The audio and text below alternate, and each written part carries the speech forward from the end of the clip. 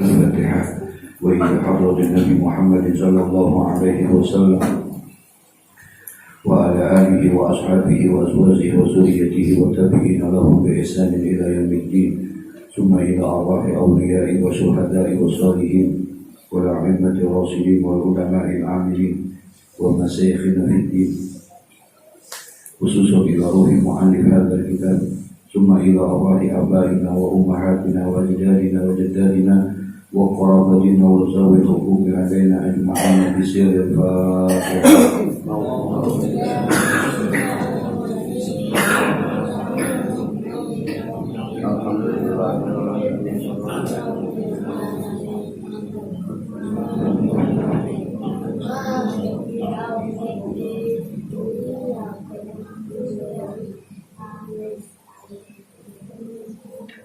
Bismillahirrahmanirrahim. Alhamdulillahi Rabbil Alamin. Wassalatu wassalamu ala ashrafil anbiya'i wal mursalin Sayyidina wa habibina wa safiina wa maulana Muhammadin wa ala alihi wa sahbihi ajma'in. Amma ba'du, qala Allah Ta'ala fi kitabihil karim wa huwa asdaqul qa'ilin. Rabbi shrah li sadri wa yassir li amri wahlul 'uqdatam min lisani yafqahu qawli. Rabbi yassir wa la tu'assir, Rabbi tamim bi khair. Subhanaka la ilma lana illa ma 'allamtana innaka antal alimul hakim. Wa la hawla wa la quwwata illa billahil 'aliyyil 'azim. An Abi Muhammadin Abdullah ibn Amr ibn As qala Rasulullah sallallahu alaihi wasallam la yu'minu ahadukum hatta yakuna hawahu taba'an lima ji'tu bihi. Gitu. Hadis selanjutnya ini hadis yang diriwayatkan daripada Abi Muhammad dengan nama aslinya Abdullah bin Amr bin As radhiyallahu anhu. Semoga Allah memberikan keridhaan kepada keduanya. Qala, berkata Abdullah bin Amr, qala Rasulullah sallallahu alaihi wasallam, la yu'minu ahadukum hatta yakuna hawahu taba'an lima ji'tu bihi. Kata Rasulullah, la yu'minu ahadukum, tidak beriman salah seorang di antara kalian, hatta yakuna hawahu taba'an lima ji'tu bihi, sampai hawa nafsu kalian mengikuti apa yang aku bawa. Dari hadis ini Rasulullah sallallahu alaihi wasallam ingin memberikan gambaran kepada kita. Kita belum termasuk dan tergolong orang yang beriman kalau seandainya kita di dalam menjalani kehidupan ini masih menuruti dan mengikuti hawa nafsu kita. Sebab yang namanya hawa nafsu itu, innan nafsa la'ammaratun bisu. Nafsu itu pada umumnya selalu mengajak kepada kebaikan atau kepada kejelekan. Nafsu itu biasanya ngajakin kebaikan atau kejelekan. Kalau kita masih mengikuti hawa nafsu kita, berarti kita belum dianggap beriman. Sebab kita masih mengikuti keinginan-keinginan yang jelek. Belum sempurna iman kita kalau kita belum bisa mengekang daripada hawa nafsu kita ini. Nah, ini hawa nafsu ini mesti diapain? Mesti dikekang, mesti kita lawan supaya kita bisa mencapai kesempurnaan keimanan. Dan itu sesuatu yang gak gampang melawan hawa nafsu kita. Maka setiap pagi manusia itu selalu berjuang. Setiap bangun tidur itu berjuang antara yang baik dengan yang jelek, antara yang boleh dan yang tidak boleh, antara yang halal dan yang haram. Dari sejak kita bangun tidur sampai kepada kita tidur kembali, itu selalu kita berhadapan dengan dua hal itu. Tadi saja kita mau ke sini berjuang nggak? Ini ngaji apa kagak ini? Enggak, ini jujur aja gitu ya. Ini ngaji apa kagak ini? Ini pengurus kagak bukti banget apa ya? Yang disalahin siapa?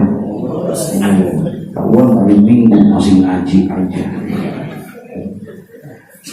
Tapi bukan pengajian yang di sini, bukan. Yang di Kebun Mangga, ya. Semua udah pada pindah ke sini, kan? Nah, jadi hawa nafsu ini selalu mengajak kepada perkara-perkara yang tidak baik. Oleh karena itu Islam datang untuk mencoba mengekang. Makanya kata Allah dalam Al-Quran, kafa, cukuplah kamu, udkhulu fi silmi kafa, masuklah kamu kepada Islam secara kafah, masuklah kamu kepada Islam secara sempurna, secara maksimal. Kalau kamu bisa masuk ke dalam Islam itu secara maksimal, kamu akan menjadi orang-orang yang paripurna, orang yang luar biasa. Karena kamu mampu mengendalikan hawa nafsu kamu. Kalau kamu masuk Islam secara kafah, artinya menjalankan ajaran-ajaran Islam itu dengan baik dan benar. Nah, ini kunci.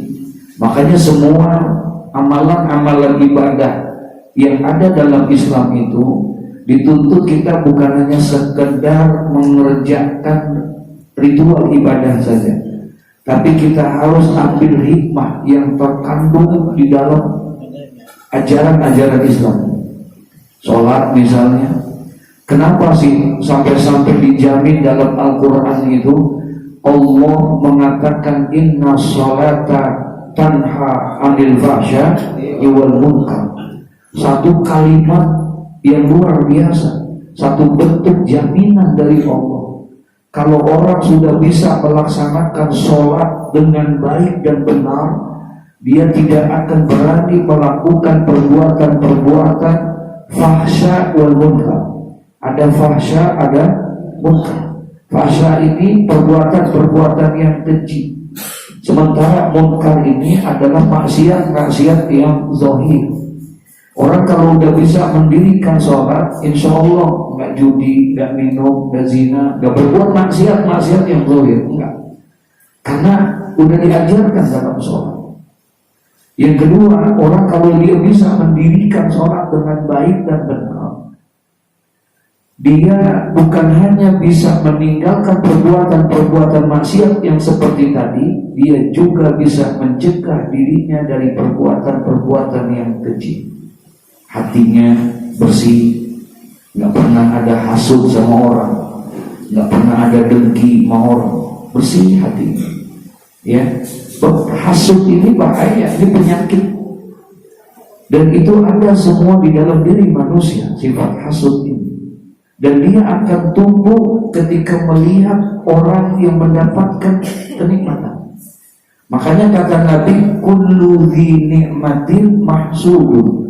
Setiap orang yang mendapatkan nikmat pasti ada orang yang hasud. Setiap orang yang mendapatkan nikmat pasti ada orang yang hasud, yang iri, yang dengki. Itu udah pasti. Dan orang yang hasud itu bukan orang yang jauh. Orang yang hasud, yang iri, yang dengki itu bukan orang-orang yang tidak kita kenal. Tapi justru orang yang hasud kepada kita adalah orang-orang yang apa? Yang dekat dengan kita, yang kenal sama kita. orang Bojong Gede. Tahu Bojong Gede nggak? Itu Bojong Gede deket Bojong Kecil. Karena orang-orang yang ada di Bojong Gede, dia nggak mungkin iri sama kita, dia nggak mungkin hasut dengki sama kita. Apa yang mau didengkiin, kenal aja kagak. Kenal aja kagak. Bagaimana yang dia mau dengki? Yang dengki itu justru orang-orang yang apa? Yang kenal, yang dekat. Bisa jadi saudara sama kita, bisa jadi abang kita yang iri sama kita, bisa jadi yang dengki adik kita. Itu bisa jadi tetangga kita, kawan kita, encang-encing kita. Itu bisa jadi orang-orang yang hasud. Dan ini penyakit, ini mesti dibuang penyakit ini.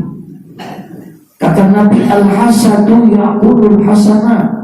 Yang namanya hasud itu akan menghabiskan amal-amal kita. Gak ada nilainya kita kalau punya hasud itu dengki sama orang. Ya, hasud itu kan katanya, hasud itu seneng ngelihat orang susah ngelihat orang senang. Tuh hasud tuh kalau ada itu dalam diri kita tuh, tak senang kalau melihat orang susah. Kemudian susah kita kalau melihat orang senang, itu namanya kita hasud. Kagak boleh banget denger ada orang tetangga, kawan, temen dapat kecelakaan, dapat musibah. Denger, bang, lu kagak tahu bang si itu kenapa jatuh dari motor, alhamdulillah. Emang gua tahajudin semalam itu. Gua tahajud cuma begitu doang doanya, biar mampus sekali doang. Astagfirullahaladzim. Dia kayak begitu tuh. Itu namanya dengki. Terus kalau dengar ada orang dapat nikmat, kesel. Dengar dapat ada tetangga, kawan, kerabat dapat nikmat, kesel. Ngapa dia yang dapat ya? Mau mampus kan? Begitu tuh, kesel. Tuh penyakit tuh. Ini mesti dibersihin. Ya, mesti dibersihin itu hati-hati yang begitu. Ya. Nah, kalau masih ada hasud, berarti kita masih mengikuti hawa nafsu kita. Kalau kita mengikuti hawa nafsu kita, berarti belum sempurna iman kita. Walaupun tidak kita hitam, banyakkan ya, itu nggak jadi ukuran. Jika hitam itu nggak jadi ukuran. Bersihnya hati ini yang perlu buat kita. Nggak sombong jadi orang. Sombong ini pun semua orang pasti ada sifat sombong. Semua orang pasti ada sifat sombong. Kagak kaya, kagak miskin. Kalau kaya sombong sih enggak juga. Ya. Kalau kaya sombong, ada yang disombongin gitu maksudnya. Ya, ada yang disombongin. Kok romannya dia sombong banget sekarang ya? Ya dia mau pantas sombong. Emang rumahnya gede. Dia sombong banget ya? Iya, dia mau pantas, emang duitnya banyak. Lu apa yang lu mau sombong? Rumah. Jadi enggak, makanya orang yang miskin, yang sombong, Allah benci banget tuh tadi. Iya, gedeg. Allah punya gedeg juga bu. Iya, sampai-sampai Allah nggak mau ketemu sama dia. Allah akan cuekin dia nanti pada hari kiamat. Allah nggak mau ajak ngomong untuk dia. Kan gak enak kalau kagak diajak ngomong ya. Nggak diopenin orang tuh gak enak. Kagak mau ketemu. Nah itu Allah tuh benci tuh sama orang, apalagi punya sifat sombong, orang miskin gitu. Allah udah nggak ini mah. La yukallimuhum Allah. Allah tidak akan bicara sama dia. Wa la yuzakkihim. Allah juga nggak akan ampuni dosa dia. Wa la yanzuru ilaihim. Allah juga nggak mau melihat dia. Ngomong-ngomong ketemu. Wa walahum azabun alim, bahkan Allah akan berikan azab yang pedih buat dia. Siapa itu? Wa'ailul mustakbirun, orang miskin yang sombong. Orang miskin yang sombong, Allah paling tidak suka sama dia. Yang kaya sombong aja Allah marah. Ya, karena nggak ada dosa yang paling dibenci itu sombong. Sombong itu manusia nggak berhak sombong. Yang berhak sombong itu siapa? Allah. Huwallahul ladzi la ilaha illa huwa alimul ghaibi wasyahadah huwar rahmanur rahim.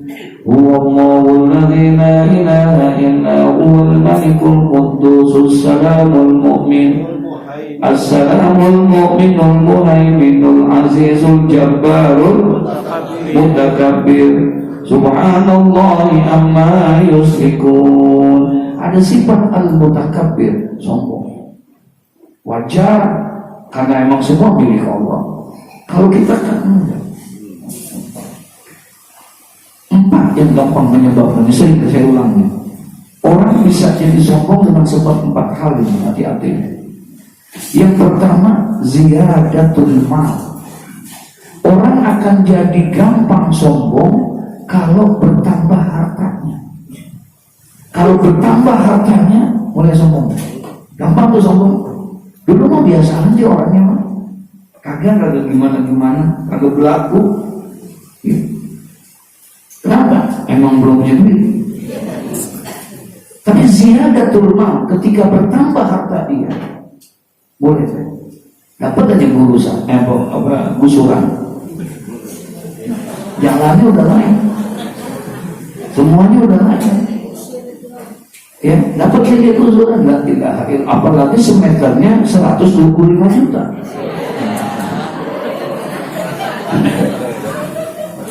Semeternya 125 juta. Punya tanah nggak banyak sih, cuma 450 meter.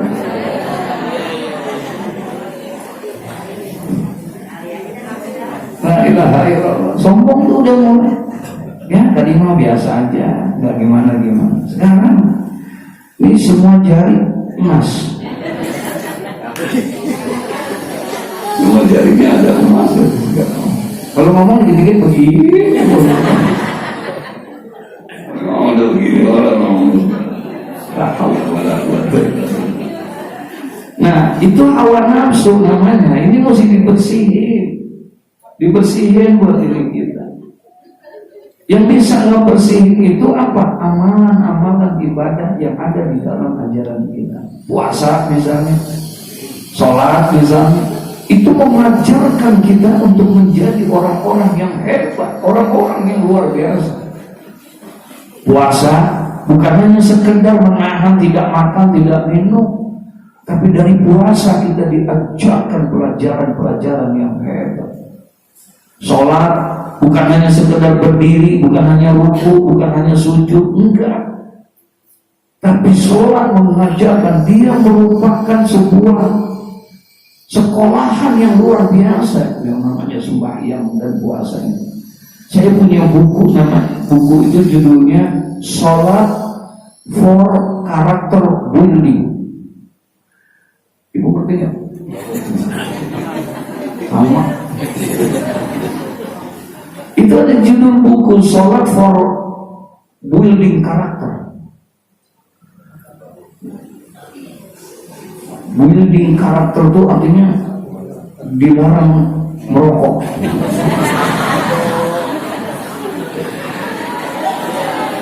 Jadi yang namanya sholat itu for building karakter. Building ini bangunan. Karakter itu tabiat kita. Jadi ternyata sembahyang itu bisa membangun karakter manusia. Sholat yang kita nggak sadar, kita yang timbang kayak begitu-begitu doang. Tapi sebetulnya itu sebuah pelajaran yang luar biasa dengan sholat itu. Sholat ngajarin kita supaya jangan sombong. Sholat ngajarin kita supaya menjadi orang-orang yang disiplin. Sholat mengajarkan kita menjadi orang-orang yang bersungguh-sungguh dalam berusaha, bekerja dan lain sebagainya. Sholat ngajarin kita hal yang seperti itu. Kenapa sih sembahyang kita harus melihat ke bawah tempat sujud? Nggak boleh mata kita jelalatan. Nggak boleh kita sembahyang mata kita jelalatan gitu. Makruh. Gitu. Apalagi kalau sembahyang sambil ngeliatin kain orang. Bayang mas sembahyang. Ya, ini gajah duduk tuh ya. Gajah duduk diomongin ini itu semua segala macam. Ya, jadi itu akan mengganggu, nggak bisa dengan yang kayak begitu. Sholat mengajarkan kita supaya lihat ke bawah. Maksudnya apa? Kalau kita sudah di atas, ingat-ingat sama siapa? Yang di bawah. Kalau kita sudah pintar, ingat sama yang bodoh. Ajarin mereka, mengajarkan kita supaya ada kepedulian terhadap orang-orang yang ada di bawah. Nggak boleh kita melihat mata merem aja, sembahyang merem, makruh. Bayangin supaya nggak terganggu orang itu, kita Bismillahirrahmanirrahim, Alhamdulillah, makruh. Mesti lihat ke bawah. Kecuali katanya di Mekah, di Masjidil Haram, di Ka'bah. Kalau kita sembahyang bukan di depan Ka'bah, di dalam masjid, kita mau sembahyang mesti melihat dulu yang namanya Ka'bah. Oh, kan di sono tiang itu gede-gede. Jadi banyak kehalingan kadang-kadang. Jadi kita mesti lihat, oh itu Ka'bah, baru Allahu Akbar, baru lihat ke bawah. Tapi kalau kita sembahyang di depan Ka'bah, sebahagian ulama bilang lihat itu Ka'bah. Walaupun sebagian ada yang mengatakan tetap harus melihat ke bawah. Itu lihat kita ke Ka'bahnya. Kenapa? An-nazaru fil baiti ibadah. Memandang kepada Baitullah ibadah. Jadi kita lihat tetap Ka'bah itu besarannya gitu. Ya, karena dengan memandang itu apa itu jadi nilai ibadah buat kita. Nah, hawa nafsu ini kalau seandainya kata Nabi la yu'minu ahadukum, tidak dianggap beriman seorang di antara kamu hatta yakuna hawahu, sampai adalah dia hawa nafsunya tabaan mengikuti lima jitu bihi, terhadap apa yang aku datangkan kepadanya. Nah, sekarang yang didatangkan Nabi kepada kita apa? Apa yang didatangkan oleh Nabi kepada kita? Yaitu dinul Islam, agama. Rasulullah datang itu untuk membawa risalah Islamiyah, ya, untuk membawa ajaran apa? Islam. Karena ajaran Islam itu bukan Nabi Muhammad yang bikin, bukan Nabi Muhammad yang membuat. Dulu ada orang suka ngomong begini, Soekarnoisme, Soekarnoisme, Soehartoisme, Leninisme, Marxisme. Banyak orang yang mengatakan itu. Itu pantas, wajar. Kalau ada orang bilang Soekarnoisme, isme itu paham, ajaran, berarti ajaran yang dibuat oleh Soekarno. Soehartoisme berarti ajaran yang dibuat oleh Soeharto. Marxisme ajaran yang dibuat oleh Karl Marx. Tapi kalau Islam disebut dengan Muhammadisme, kelihatannya bagus, kelihatannya benar, padahal itu merusak akidah. Nggak boleh kalau dibilang Islam is Muhammadisme. Islam adalah ajaran yang dibuat oleh Muhammad. Kalau itu kelihatannya kedengarannya bagus, tapi sebetulnya merusak. Kenapa? Karena Islam bukan dibuat oleh Nabi Muhammad. Islam dinullah. Islam adalah agama yang dibuat oleh Allah. Nabi Muhammad bukan pembuat agama, tapi Nabi Muhammad adalah utusan Allah untuk menyebarkan daripada Islam, ajaran Allah kepada umat-umatnya. Jadi dia bukan, makanya dia hanya Rasul. Dia hanya utusan Allah untuk menyampaikan Al-Quran, untuk menyampaikan ajaran-ajaran Islam. Nah, hawa nafsu ini, kalau seandainya hawa nafsu ini bisa kita kalahkan dengan apa yang sudah dibawa oleh Nabi Muhammad kepada kita, maka insya Allah kita termasuk orang-orang yang apa? Beriman. Insya Allah. Apa sih yang dibawa ajaran itu? Dua, Quran, hadis. Ketika kita mengikuti Al-Quran, berarti kita mengikuti apa yang sudah dibawa oleh Nabi Muhammad. Ketika kita mengikuti sunnah-sunnah Nabi Muhammad, berarti kita sudah mengikuti apa yang dibawa oleh Nabi Muhammad. Tuh, mestinya begitu kita. Ya, nah kalau sudah begitu, berarti kita termasuk orang yang beriman. Tapi kalau hawa nafsu kita masih menang dalam diri kita ini, kalah itu yang namanya akal kita, hawa nafsu kita yang menang, maka kita belum termasuk orang yang beriman. Ya, jadi kita kalau pengen sempurna keimanan kita harus berusaha untuk mengalahkan apa? Nafsu kita. Dan nafsu itu selalu mengajak kepada hal-hal yang tidak baik. Ya, mengajak kepada kita kepada hal-hal yang dilarang oleh Allah. Nafsu itu, ya, hawanya itu udah malas saja buat kebaikan. Udah malas saja. Kalau udah ketemu hari Minggu pagi kesel. Iya, itu dari malam ya besok hari Minggu lagi dah. Ngaji loh, sialan banget dah. Tuh, kagak ngaji ngomong apa? Udah kebawa sama itu. Itu udah nafsu terus kan. Tapi karena kita Zuhur, Asar, Maghrib, Isya, Subuh kita kerjain, akhirnya kita bisa lawan. Enggak, gua harus lawan nafsu gua. Apapun resikonya, apapun segala macam, gua harus kalahkan bisikan setan ini. Akhirnya setan pun dilawan sama dia, dipukul juga, jatuh tuh setan, kalah. Akhirnya kita menang, jalanlah kita ke mushola ngaji, menang nggak? Tapi setan nyerah nggak? Setan nyerah nggak? Enggak. Kata setan, ya udah deh, gua kalah sama lu. Kalau lu mau ngaji, ngaji dah. Tuh, kata siapa? Tapi gua pesan aja sama lu. Kalau bisa lu ngaji, duduknya di pojok.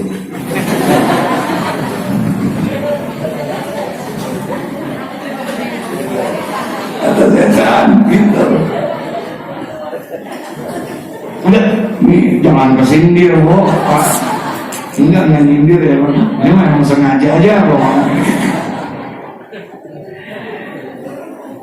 Setan kalah tapi nggak nyerah, tetap ganggu. Ya udah, kalau emang lu mau ngaji ya.